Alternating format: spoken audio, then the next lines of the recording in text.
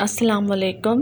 دی smart school سر سید احمد خان سے میں آپ کی ٹیچر مس انم علیم آج سے مخاطب ہوں۔ آج ہم اپنے نئے سبق کا آغاز کریں گے۔ جماعت ہفتم کا نیا سبق ہے تحریک پاکستان میں خواتین کا حصہ۔ بیٹا، ہمارا پیارا وطن پاکستان اللہ تعالیٰ کی ایک بیش بہا نعمت ہے۔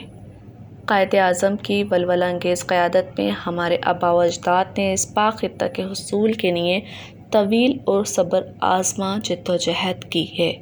اس سلسلے میں ہماری خواتین بھی کسی سے پیچھے نہ رہیں اور انہوں نے بھی تحریک آزادی میں بڑھ چڑھ کر حصہ لیا۔ تحریک پاکستان میں خواتین کے کردار کو کسی بھی طور پر نظر انداز نہیں کیا جا سکتا ہے۔ تاریخ اس بات کی گواہ ہے کہ جس قوم کی خواتین ملکی و ملی ذمہ داریوں میں حصہ نہیں لے سکیں، وہ قوم عموماً آزاد زندگی بسر کرنے سے محروم رہیں۔ قائد اعظم محمد علی جناح نے مسلمانوں کے اصرار پر جب مسلم لیگ کی قیادت سنبھالی تو اس بات کو شدت سے محسوس کیا کہ تحریک میں خواتین کی تعداد انتہائی کم ہے اور ان میں جوش و ولولے کی بھی ضرورت ہے، جس کی کمی انہوں نے تحریک میں دیکھی۔ قائد اعظم محمد علی جناح مسلمانوں کے اصرار پر جب قیادت سنبھال چکے تھے، انہوں نے خواتین میں جوش و ولولے کی کمی کو محسوس کر لیا تھا۔ اب قائد اعظم نے اس بات کی طرف خواتین کی توجہ دلوائی کہ مردوں کی طرح عورتیں بھی تحریک پاکستان میں بڑھ چڑھ کر حصہ لیں۔ قائد اعظم محمد علی جناح نے 1937 میں آل انڈیا مسلم لیگ کے اجلاس منعقدہ لکھنؤ میں تقریر کرتے ہوئے فرمایا، میں ہر مرد، عورت اور بچے کو تلقین کرتا ہوں کہ وہ آل انڈیا مسلم لیگ کے جھنڈے تلے جمع ہو کے اپنے آپ کو منظم کریں اور اپنے صفوں میں اتحاد پیدا کریں۔ قائد اعظم نے خواتین سے مسلم لیگ میں شامل ہونے کی اور اپنی ذمہ داریاں سنبھالنے کی جو اپیل کی، اس کی بدولت خواتین میں قومی اور ملی فرض کا احساس پیدا ہوا۔ خواتین جوق در جوق مسلم لیگ میں شامل ہونے لگیں۔ مسلم لیگ میں خواتین کے شامل ہونے کا یہ نتیجہ نکلا کہ گھر گھر مسلم لیگ کا چرچا ہونے لگا۔ عورتیں جہاں بھی جمع ہوتیں، وہاں مسلم لیگ کا ذکر ضرور ہوتا۔ خواتین کی مسلم لیگ میں شمولیت کی بدولت مسلم لیگ کا نام بڑے بڑے شہروں سے نکل کر تیزی کے ساتھ چھوٹے قصبوں اور دیہاتوں تک جا پہنچا۔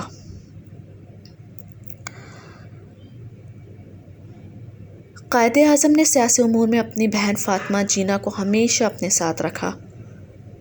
محترمہ فاطمہ جناح نے تحریک آزادی کے دوران اپنے کردار و عمل سے بات ثابت کر کے دکھائی کہ عورتیں بھی مردوں کے شانہ بشانہ ہیں۔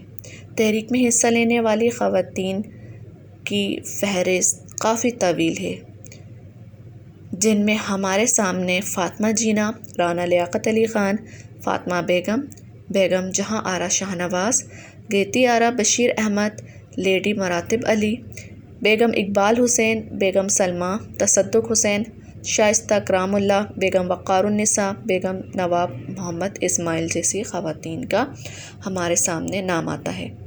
تحریک پاکستان میں جب خواتین کے کردار کی بات کی جائے گی تو محترمہ فاطمہ جناح کی قربانیوں کا ذکر کون نظر انداز کر سکتا ہے۔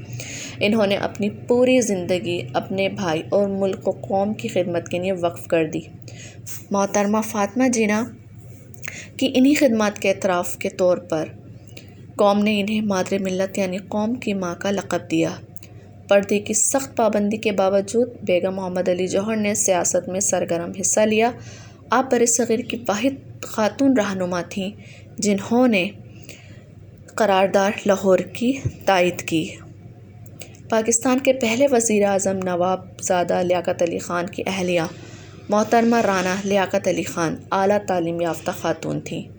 انہوں نے ملک کے دور دراز حصوں کا سفر کیا، مسلم لیگ کو منظم کرنے میں اہم کردار ادا کیا اور مسلم لیگ کو رضاکارانہ طور پر خدمات پیش کی۔ فاطمہ بیگم مشہور زبانہ پیسہ اخبار کی مدیر محبوب عالم کی صاحبزادی تھیں۔ انہوں نے مسلم خواتین کو بیدار کرنے میں سرگرم حصہ لیا۔ فاطمہ بیگم نے خاتون نامی اخبار بھی جاری کیا۔ بیگم جہاں آرا شاہ نواز اور گیتی آرا بشیر احمد مشہور مسلم لیگی رہنما سر محمد شفیع کی صاحبزادیاں تھیں۔ ان دونوں بہنوں نے تحریک آزادی میں نمایاں خدمات انجام دیں۔ پنجاب سے جن خواتین نے تحریک پاکستان میں سرگرم حصہ لیا، ان میں لیڈی مراتب علی، فاطمہ بیگم، بیگم اقبال حسین، بیگم سلمہ تصدق حسین، بیگم شائستہ کرام اللہ، بیگم وقار النساء، بیگم نواب محمد اسماعیل، نور الصبا بیگم کے نام شامل ہیں۔ سندھ سے تعلق رکھنے والی نصرت بیگم، لیڈی عبداللہ ہارون نے بھی خواتین کی بیداری میں اہم کردار ادا کیا۔ آپ تحریک خلافت کی زبردست حامی تھیں۔ مسلم خواتین نے تحریک پاکستان میں جو خدمات انجام دیں، وہ اپنی مثال آپ ہیں۔ بیگم محمد علی جوہر خواتین سب کمیٹی کی صدر اور آل انڈیا مسلم لیگ کی مجلس عاملہ کی بھی رکن رہیں۔ ان کی مصروفیات کے پیش نظر خواتین سب کمیٹی کے نے بیگم عبداللہ ہارون کو صدر منتخب کر لیا گیا۔ بیگم عبداللہ ہارون قیام پاکستان میں اس تنظیم کی صدر رہیں۔ مسلم خواتین اس تحریک میں خدمات انجام دی اور بہادروں کی جو داستانیں رقم کیں، وہ اپنی مثال آپ ہیں۔ تحریک پاکستان کے عروج کے زمانے میں صغریٰ بی بی نامی ایک نڈر مسلمان لیڈی سیکریٹریٹ کی گیٹ پر چڑھ گئیں۔ یہاں اس نے اپنے دوپٹے سے بنا پرچم لہرایا۔ آزادی سے پہلے ہی مسلمان طالب علموں کی ایک تنظیم All India Muslim League Student Federation موجود تھی۔ اسی طرز کی ایک تنظیم گرلز اسٹوڈنٹس فیڈریشن کے نام سے قائم کی گئی۔ اس تنظیم کی کنوینر بیگم شائستہ کرام اللہ تھیں۔ زنانہ نیشنل گارڈ بھی اسی زمانے میں قائم ہوئی۔ فیڈریشن کی رکن خواتین اور نیشنل گارڈ کی رضاکار خواتین نے ملک کے گوشے گوشے میں مسلم لیگ کے پیغام پہنچانے کا فریضہ انجام دیا، لوگوں کو پاکستان کے معاملے میں مقاصد سے آگاہ کیا۔ تحریک پاکستان 1940 کی منظوری سے 1947 تک کا زمانہ کافی کٹھن تھا، کیونکہ مسلم لیگ نے قرارداد منظور کر کے پاکستان کا مطالبہ کر دیا تھا۔ اب اگلا مرحلہ انتخابات کا تھا۔ مسلم لیگ کو یہ ثابت کرنا تھا کہ وہی مسلمانوں کی واحد نمائندہ جماعت ہے۔ اللہ کے فضل و کرم سے انتخابات میں مسلم لیگ نے عظیم الشان کامیابی حاصل کر کے ثابت کر دیا کہ مسلم لیگ برصغیر کے مسلمانوں کی واحد نمائندہ جماعت ہے۔ اس شاندار کامیابی میں مسلم خواتین اور طالبات کا بہت بڑا حصہ تھا۔ قائد اعظم نے فرمایا، مجھے خواتین کے متحد ہونے پر بے حد خوشی ہے۔ دراصل خواتین کا اتحاد تنظیم ہی ہمیں کامیابی کی منزل تک پہنچائے گا۔ تحریک میں عورتوں نے بڑی سے بڑی قربانیاں دیں، غرض آزادی اس تحریک میں ایک نئی جان ڈال دی۔ ہم ان مثالی خواتین کی خدمات کبھی فراموش نہیں کر سکتے۔ سبق کو پڑھ لینے کے بعد ہم سبق کے سوالات کے جوابات کریں گے۔ بیٹا، آپ کے سامنے یہ 5 سوالات ہیں جن کے جواب آپ کو سبق پڑھ کر اپنی سمجھ بوجھ کے حساب سے اس کے جواب آپ کو کرنے ہوں گے۔ پہلا سوال، قائد اعظم محمد علی جناح کیوں چاہتے تھے خواتین بھی تحریک پاکستان میں بڑھ چڑھ کر حصہ لیں؟ قائد اعظم محمد علی جناح کی اپیل پر خواتین نے کیا رد عمل ظاہر کیا؟